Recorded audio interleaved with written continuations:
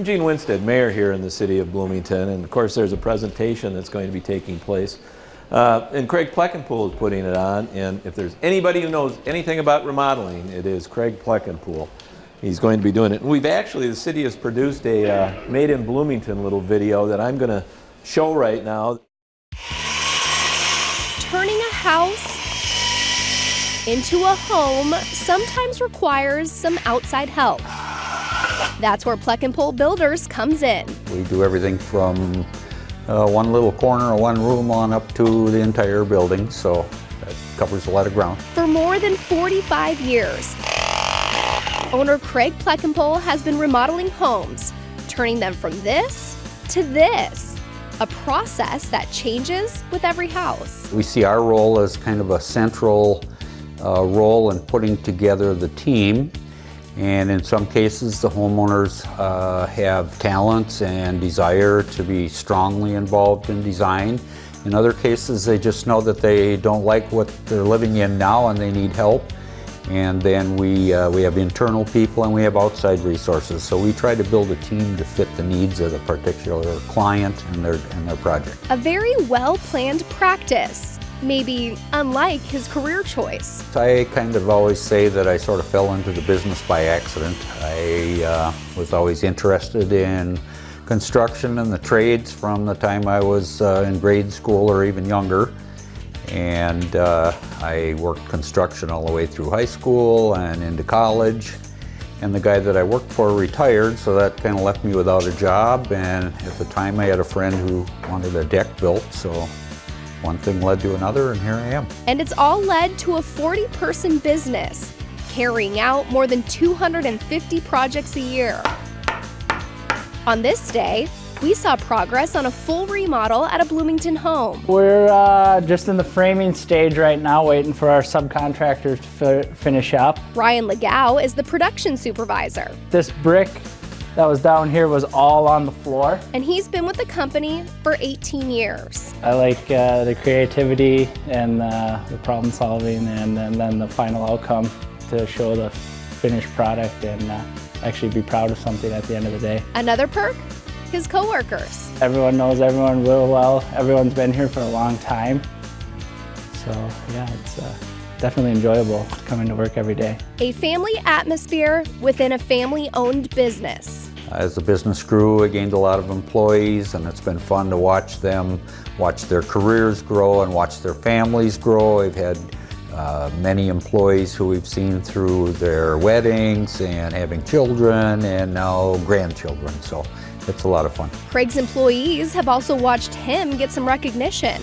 He recently received the Robert L. Hansen Industry Service Award for his dedication and service to the Builders Association and the industry as a whole. Bob was kind of a mentor to me. He helped me in my business all along. And so I've always been very actively involved in many facets of the industry. The Bloomington City Council even proclaimed February 20th, 2016 as Craig Plekkenpol Day. Craig, I'm just pleased and happy to make this proclamation and presentation to you, and look forward to February 20th and presentation at the Home Improvement Fair. It's kind of crazy. It's just hard to fathom that. It's truly humbling and an honor. A well-deserved proclamation for a man who speaks just as highly about the city who gave it. The city's progressive. They have great infrastructure, a wonderful school system. My streets get plowed right away when it snows like it did today.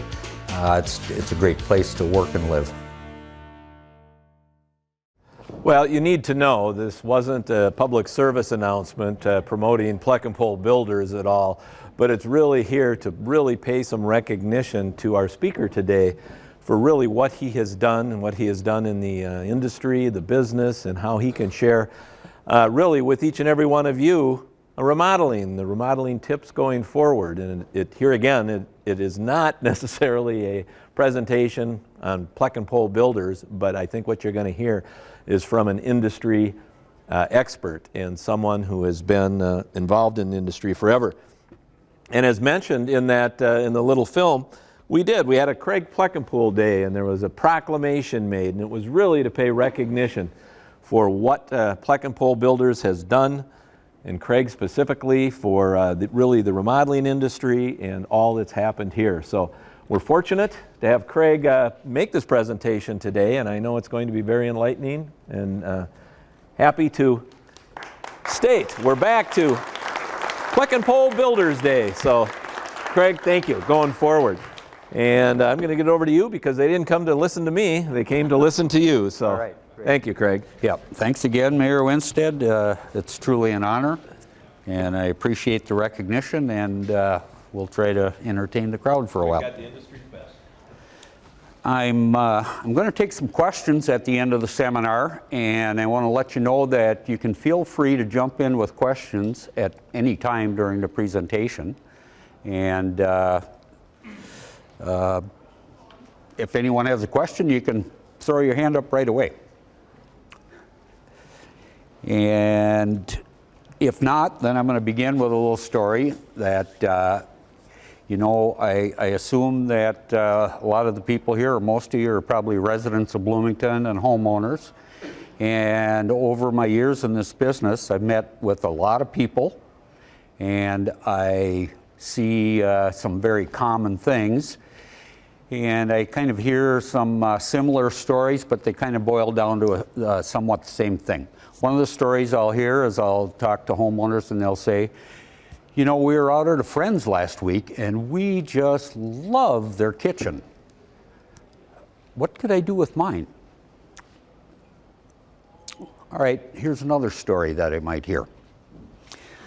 You know, I've had someone out to repair my furnace in the middle of the winter for the last 3 years. And I know it's on its last leg and I'm going to have to replace that thing sometime soon. I'm either going to need to paint my house or put on new siding. One of the burners in my stove doesn't work anymore, and my dishwasher doesn't clean the way it used to. And just last week, I noticed there's a water stain on the ceiling beneath my bathroom. Seems a little bit overwhelming. Where do I start? What do I do? Who do I call? Where do I begin? What can I do myself? Where should I hire in some help? So these are the kind of questions and stories that I hear time and again. And what I hope to do today is to help alleviate some of the tensions and confusion and apprehensions that revolve around maintenance, repairs, and improvements in your home. So the first thing I'd like to do is start out with a simple question. How many people in the audience like chocolate? Wow.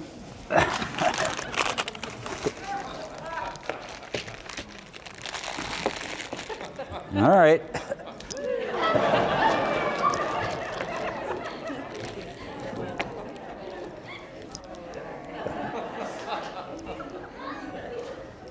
Hopefully they're not too heavy.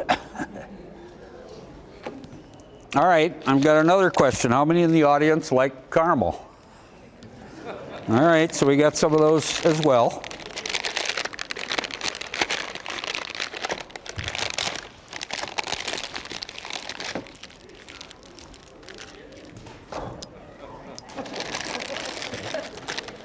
Oh, I see some standing up in the back.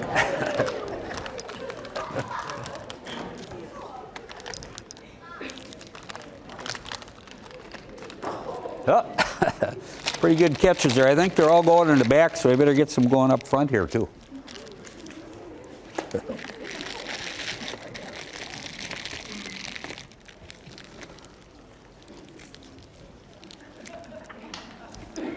Whoop.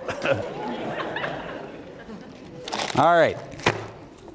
Some of the topics that I'm going to try to cover here today are defining your project needs. I want to talk a little bit about how do you choose a vendor or a remodeler or a professional to help you out where you might need it. I'm going to talk a little bit about some helpful resources, and toward the back of your packet I've included a list of some of the phone numbers and websites of some of the organizations around town that can help. I'm going to talk a little bit about getting prepared for a consultation with a remodeling, home improvement, and repair companies so that you can be prepared when you call someone out to your home to discuss your project.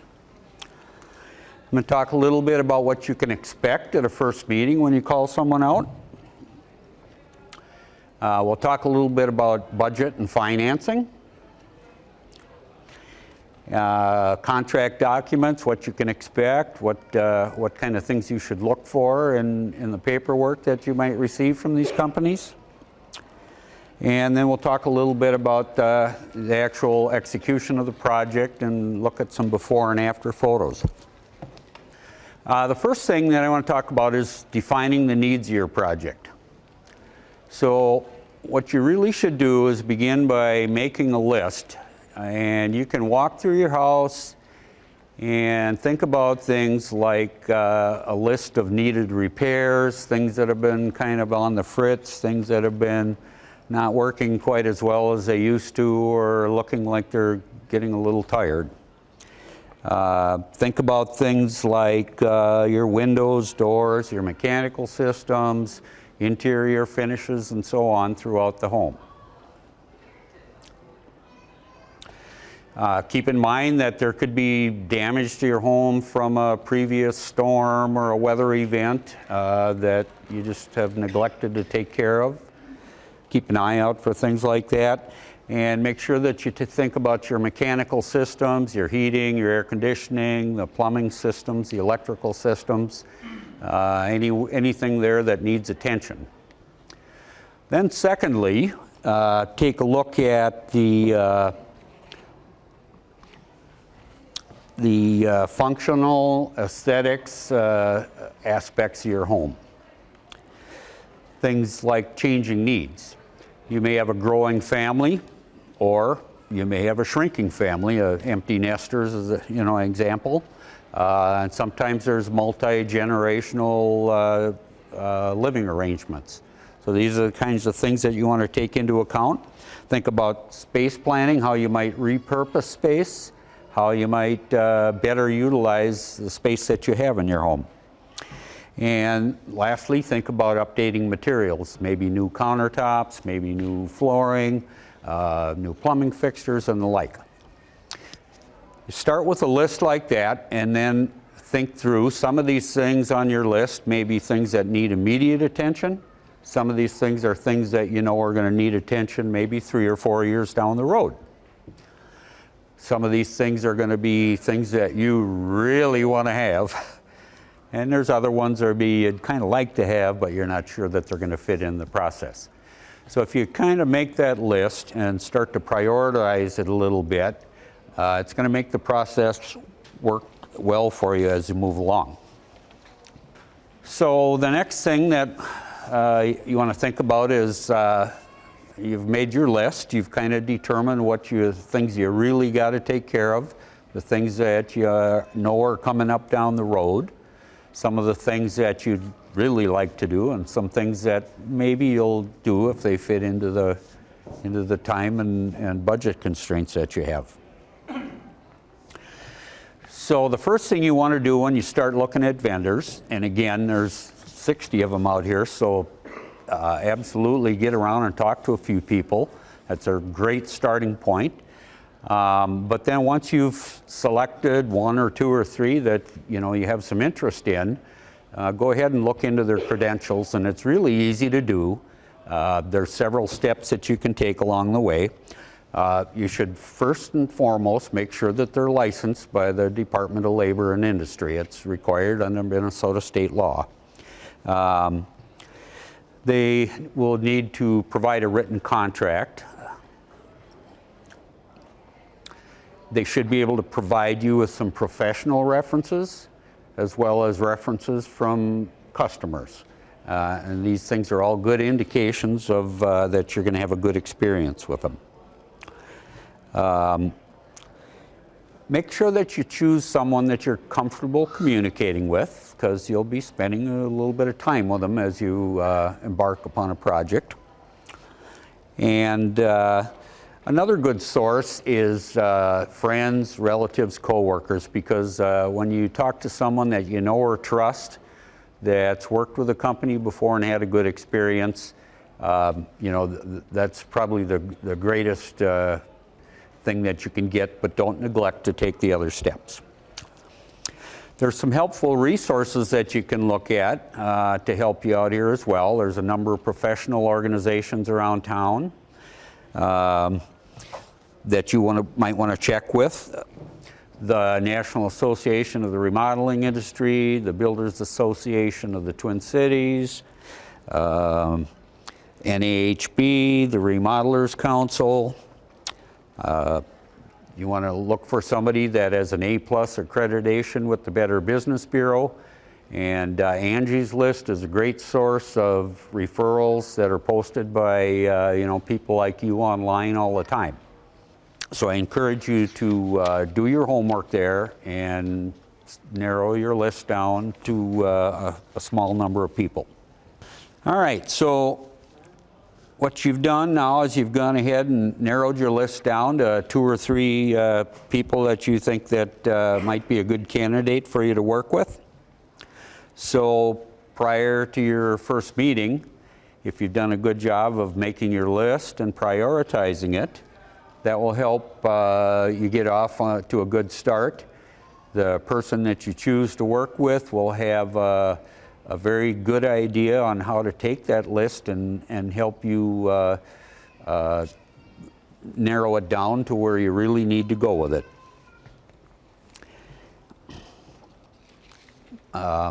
They should be able to help you establish a preliminary budget, and before you come into that meeting you ought to think about that a little bit yourself, but not knowing what the full ramifications of everything are.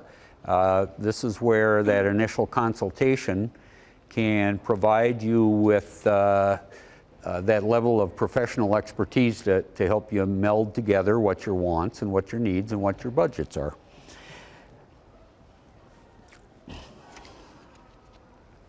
You want to think about desired completion dates and try to gather together some resources of things that you're interested in. You can use magazines, you can search websites, you can go to trade shows like this. House.com is a wonderful source. If any of you are not familiar with it, there's a website where there are thousands and thousands of photos of projects that are posted. You can create your own album, and you can sort the photos by all kinds of parameters. So if you're interested in a kitchen, for example, you can look at kitchen photos and you can go through thousands of them. And when you see something that catches your eye, tag it and put it in your album. Then you can share that album with the professionals that you choose, and they've got an instant recognition then of kind of what your tastes are and your style and what the things that you like. That way you'll be able to get the most out of that first meeting. There's a lot of good companies around, and most all of them that I know offer that initial consultation without charge. So make sure you use that resource because that can really help you start to gel your thoughts on where you want to go and which things that you can do and how to put things together. So at the first meeting, you'll want to walk through your home and discuss your goals, consider traffic patterns. When you've got that person there, you'll have that level of expertise that can really help you because they're going to know what the codes are, what setback requirements are, what the mechanical requirements might be, and there's those kind of a lot of behind the scene things that you might not really be thinking about that may have an impact on your project and may help shape the direction that it's got to take. They'll normally at that point take some measurements and take some photos and to help them provide some good input for you. Usually then at that first meeting is that there should be some discussions then about budgets and about financing because let's face it, it's always about the money. Your product selections can really make a big difference in how you shape your project. If you look in the back of your packets on, let's see, I don't know if it's what page it is here. I think it's on page 10. There's an example of a bathroom. This is the same bathroom with some hypothetical situations where just by the choice of the plumbing fixtures, the tiles, the details, the faucets, the hardware, the cost can vary pretty dramatically, just depending on what you've chosen for your project. And that's the kind of information that at that first meeting will help you guide your project and your budget, get them going in the same direction.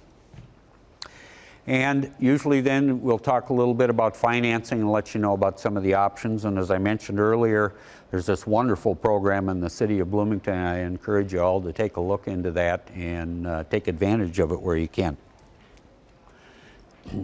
Usually then what you should expect to see is someone should help you to produce a set of plans and a contract and specifications, because that really helps to identify and narrow down the decisions that are involved. There will be allowances, there will be selections, and all of those things need to get spelled out so that you have a clear understanding of what your project is going to be and what the financial investment in it's going to be. You want to make sure that all the details are covered in that contract as well. Things like extras, credits, changes, insurance. Make sure that everyone is properly insured and that you've taken the proper steps on your homeowner's insurance. And of course, make sure that the builder's warranties are included in that contract. Depending on what you're doing, say for example you're adding a 3-season porch onto your home, you may be adding value to the home and you may not have it insured for the increased value, or it can be any kind of a project, but you want to make sure that you're up to date. A lot of times you'll buy the house, you'll put your insurance on there and you insure it for the amount similar to what you bought it for. And then if you do substantial improvements to the home, you better kind of think about that. Am I really covered in the event of a tornado or a fire or what happens? So you want to make sure that you keep that in mind. What happens if, so you had this contract, you got everything laid out, but then say while they're working on something happens, like you just realize that they need to replace all the electrical wiring because it's outdated or something. Like what can you do to prepare yourself if something like that happens? Well, a well-written contract will address all kinds of issues because it gets a little bit funny there. When you, if you ever read an insurance contract, you know that there's a lot of details in there. And when something happens while a project is in process, it can get rather complex. And it kind of depends on what the occurrence and what the event is. If there is for example, if there's a weather event, typically the homeowner's insurance is what kicks in. And if there is a construction accident, then the builder's insurance typically kicks in. But unfortunately, there's usually some gray area involved in these things. And then the insurance companies usually subject to a process that's called subrogation. That's basically where both insurance companies get involved and they kind of twist arms and maybe split the difference on things. But you want to make sure that the coverage is there. That's the important part, and that's spelled out in the contract. So does that answer the question?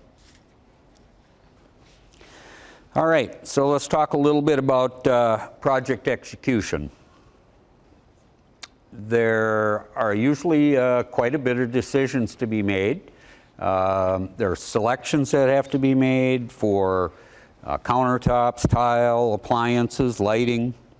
There's always the question about should you employ an interior designer or not. And there are allowances and selections that are involved in the contract. So these things on the surface often sound like a lot of fun and seems fairly straightforward, but they actually can be fairly overwhelming for some homeowners. So we suggest that you at least consider using a designer. It's a very flexible thing. You can take that to any level that you want. We have clients who will work with a designer and basically have them lead them through the whole process. And we'll have other clients where just maybe an hour or two can really save some time. I can tell you stories of clients who have spent hours and hours, and they've driven to 9 showrooms, and they've looked at 127 tiles, and when they get home, they go back and they look, and well, the second one that they looked at was the one they actually chose. And if you multiply that by a number of things, it can get to be quite an overwhelming process. So a little bit of assistance can go a long way in the process, and I strongly encourage it because it's really quite easy and pretty fun.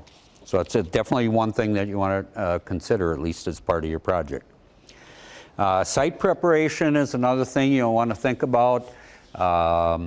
If you're doing any work in your home, make sure that you look through the area. You're going to want to take down your personal photos and your artifacts and vases and what have you, any valuables that are not only in the immediate area, but you have to consider secondary areas. We learned long ago that when I'm pounding on the wall on this side, in the other room, the pictures hanging on the wall are subject to damage. So I'm going to be careful of kind of think things through and walk through the whole house and try to get all of those things. You're going to want to clear the traffic areas, and you also got to consider secondary areas. You might be remodeling your bathroom way over here upstairs, but keep in mind that the plumber's probably got to go all the way down in the basement to work on the pipes and the electricians down there working on the electrical panel and stuff. So kind of think through the logistics of some of those things. And again, a good company will help you walk you through all of those things and make it an easy and seamless process. And finally, you come down to project execution. It's time to roll up the sleeves and get the work done. All of these companies will have a project manager that's on site with you, that oversees the work on a day-to-day basis. They schedule the material deliveries and schedule the workers there so that they're all there in the proper sequence and they get the timing right, so that you can go about your life and things will just smoothly fall into place for you. They'll take care of all the necessary permits and inspections and try to get you to a smooth, completed process. So hopefully when you're done, you'll see the fruits of your efforts.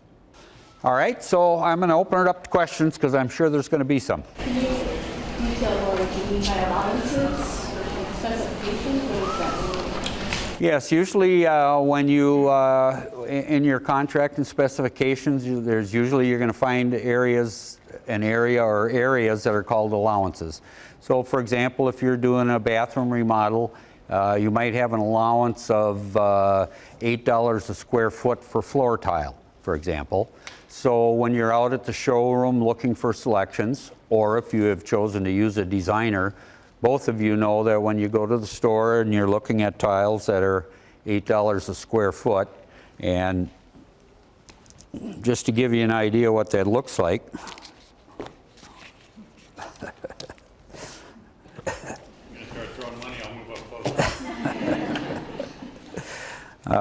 when you see one you absolutely fall in love with and it's $50 a square foot, you got to take into account that that's going to affect your budget.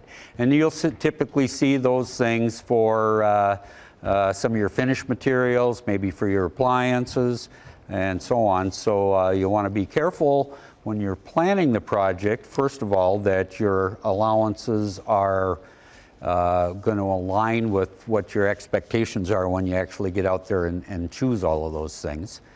Because they can be, as I said earlier, they can vary quite substantially. But usually, when if you've got a reasonable allowance in there to begin with, you should have no problem finding something very nice that fits in your price range. So for do-it-yourselfers, when do you have to have a permit to remodel or reconstruct stuff? Like what sort of projects require permits? What sort of projects? Okay. Well, usually any time where you're doing, when you're adding any square footage to the home, absolutely always requires a permit. And you know, you got to do a lot of upfront work there because there are setbacks. There's all kinds of little known things that you might not take into account if you're anywhere in the proximity of a wetland, and sometimes you may be in the proximity of a wetland and not know it. The Board of Soil and Water Resources has a number of ordinances and laws that you got to be aware of. So you want to make sure that you've got those things taken into account. When it comes to things like a kitchen remodel, a bath remodel, they generally require a permit, but it somewhat depends on the specifics of each individual project. Generally speaking, the city of Bloomington is a wonderful city to work with. You know, you go right up here to the counter. You can ask specific questions. You just go right in and say, here's what I'm thinking about doing. They can tell you whether or not you'll need permits, or you may need a permit for a particular phase of the project, but not the others. The city of Bloomington is a very good place to work. They feel that keeping the housing stock up in the city is a good thing, so they make the process easy for you.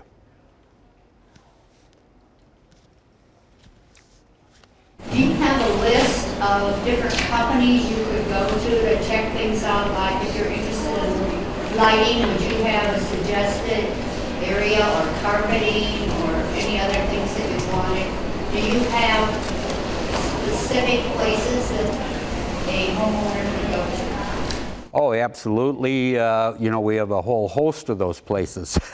That's where I think it's wonderful for you to take the time to kind of itemize out your needs, and then take the time to choose a company that you're comfortable with and have them out. As I said, most of these companies will do a consultation with you for no charge initially.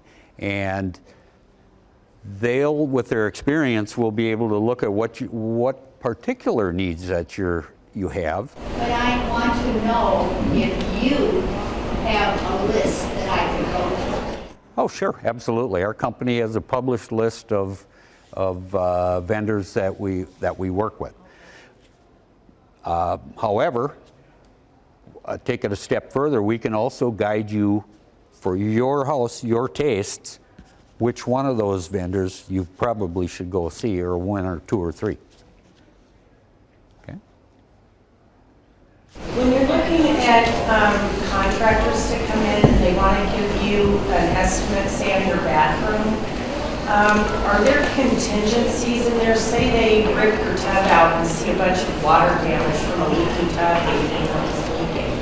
How do you factor that kind of thing into your budget? You know, you pull the tile off the wall and there's wood rot, or, you know. Very good question. Because in remodeling, it happens all the time.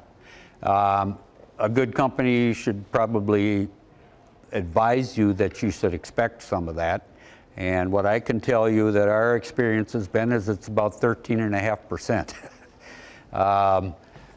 That 13.5% doesn't cover just taking out the tub and finding something that's rotted and needs to be replaced, because most professionals are able to foresee a lot of that stuff ahead of time, but we still haven't developed X-ray vision to the level that we need it, that we can always answer all of that. So there are some times where there are additional charges. But what we find equally as important is what we call the Miswells, and that is where you put all kinds of effort and planning into the process. You've determined just exactly what you want and how that fits into your budget.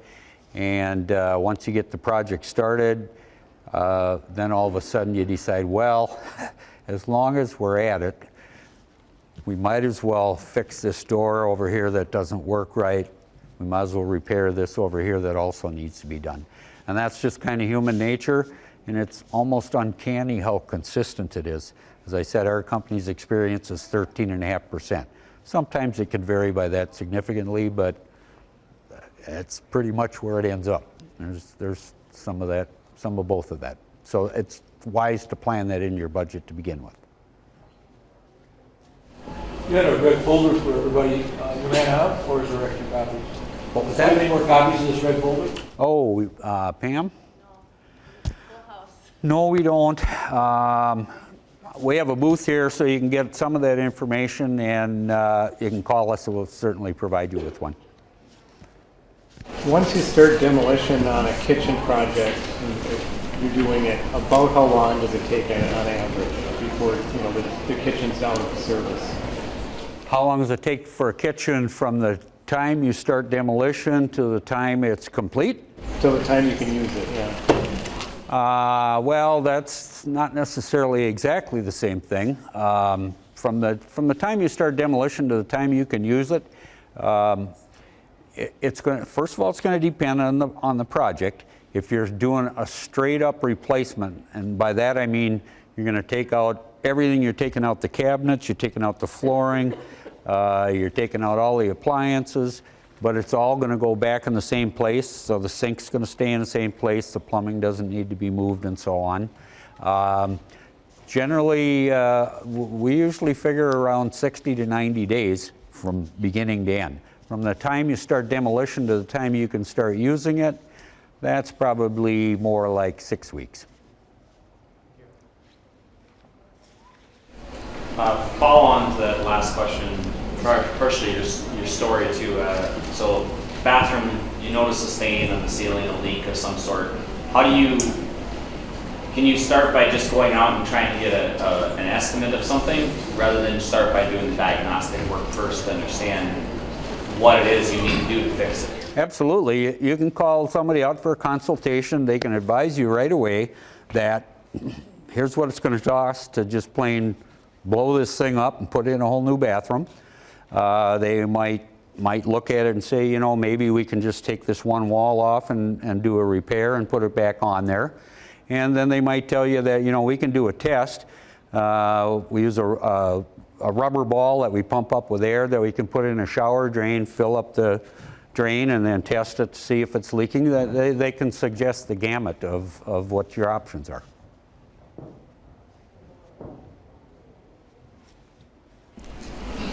Sweat equity? Sweat equity? Yep. You in favor of that, I guess, as a homeowner is reasonably handy, I guess? Yeah. You know, if the homeowner's reasonably handy, that's always something that can be done. We generally, when our company works with people, we know that, you know, some people can be very handy and have some prior experience. But in those cases, we're going to probably interview you and check your credentials quite extensively before we get involved. And we want to make sure that you have a clear understanding of what's involved. It's far easier to do that either at the beginning or the end of a project. It's pretty common for homeowners to want to do some demolition before we get started. And then there's plenty of customers who will say, you take it to this point and then I'll finish the painting and I'll put the hardware on or something like that. When it gets involved in the middle of a schedule, then it becomes a little more difficult because the construction process is somewhat like a dance. The electrician and the plumber and the drywall guy, and they kind of all have to work as a team and be familiar with each other. And if you put an unfamiliar person on the team, people can start stepping on each other's feet a little bit. So when we do those kind of things, we want to make sure that we have a good, clear understanding of how it's going to work before we start, so that you're not disappointed in the process. That answer that? Okay. Any other questions? Great. Well, I thank you for having me today, and enjoy the show. And I also